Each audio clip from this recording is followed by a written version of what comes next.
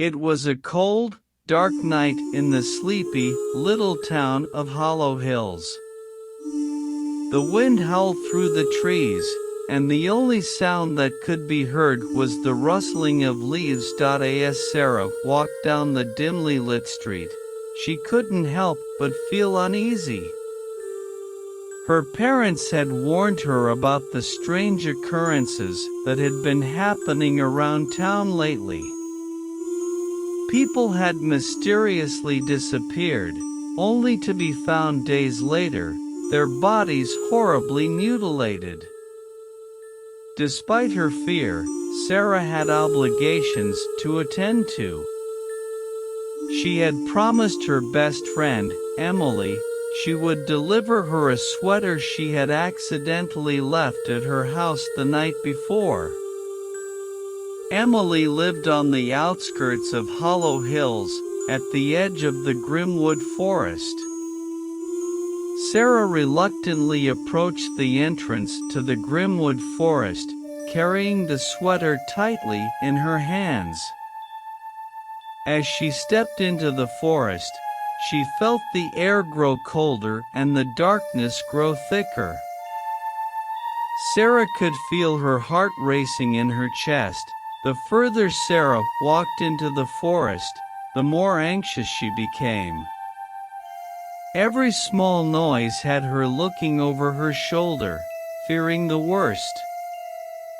Eventually, she stumbled upon a narrow path, surrounded by tall trees with twisted branches.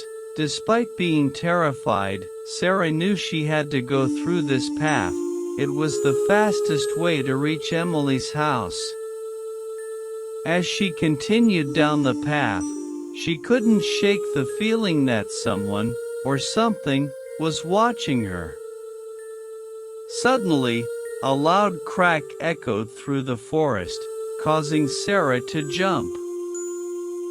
She thought she saw something lurking in the shadows just beyond the path. Trembling uncontrollably, she told herself it was just her imagination. But as she continued walking, Sarah noticed the light from the moon gradually disappearing, as if being swallowed by the darkness. The path began to feel narrower, and the trees seemed to close in on her. She tried to reassure herself that it was just her fear playing tricks on her mind. Suddenly, Sarah felt something cold and slimy wrap around her ankle. She gasped and tried to pull her leg free, but the grip tightened, and she fell to the ground. Looking down, she saw a dark, vine-like tendril wrapped tightly around her leg. As more tendrils emerged from the dark forest floor, Sarah screamed for help. She fought against the unnatural force, kicking and clawing at the tendrils as they began dragging her deeper into the forest. Her screams seemed to be swallowed by the darkness.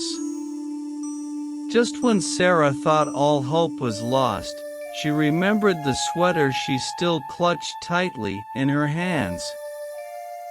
With a burst of adrenaline, she managed to unwrap the vine from her ankle using the sweater as a shield. Sarah quickly got back on her feet and began running down the path, her heart pounding in her ears. The darkness seemed to grow even more oppressive, and the tendrils continued to follow her, reaching out from the shadows to grab her once more. As Sarah stumbled through the forest, she saw a flicker of light up ahead. It was Emily's house, just a short distance away. Sarah gave a sigh of relief, feeling a small glimmer of hope. She could make it, she just had to keep running. The tendrils, sensing their prey slipping away, moved faster and grew more aggressive. They began to encircle Sarah, leaving her with no choice but to make a desperate leap for the open front door of Emily's house.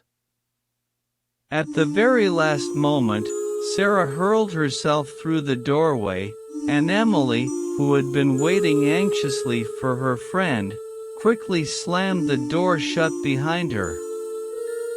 They both collapsed onto the floor, gasping for breath. Emily listened in horror as Sarah told her about the terrifying ordeal she had just endured. She apologized for putting her friend in such danger and cursed the evil that lurked within the Grimwood forest. They both knew that their once peaceful town was now tainted by a malevolent force. From that night on, the Grimwood forest was strictly off-limits. The townspeople, now fully aware of the evil that lurked within, dared not enter its dark depths. They did their best to block out the memories of the horrors that had occurred there. As for Sarah, she would never forget the night when she came face to face with pure evil. Sometimes, as she lay in bed, she would feel the darkness outside her window trying to reach her, waiting for her to let her guard down.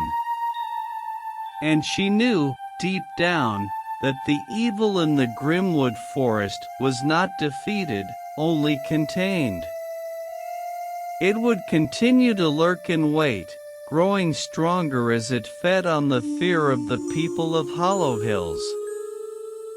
For the time being, Sarah and Emily vowed to stay away from the Grimwood forest. They knew they had narrowly escaped the clutches of a darkness that would stop at nothing to claim the souls of all who dared to venture into its domain. But as the years passed, the tales of the Grimwood forest and its evil began to fade into legend. New generations would scoff at the stories, dismissing them as nothing more than fairy tales meant to scare children. Sarah, now much older, would look over at the dark silhouette of the Grimwood forest from her window, knowing the truth that lay within its depths. She could never forget the terror she experienced and the unspeakable evil that still lurked there. Emily, on the other hand, had moved far away from Hollow Hills after that harrowing night. The memories of the Grimwood forest were too much for her to bear, and she could no longer stand to live in its shadow. In the town of Hollow Hills, life went on. The people tried to forget the darkness that had once threatened their peaceful existence. And for a time, they succeeded, but deep in the heart of the Grimwood forest, the malevolent force continued to grow stronger, feeding off the fear and suffering of its victims, biding its time until it could once again envelop the town of Hollow Hills in unspeakable terror.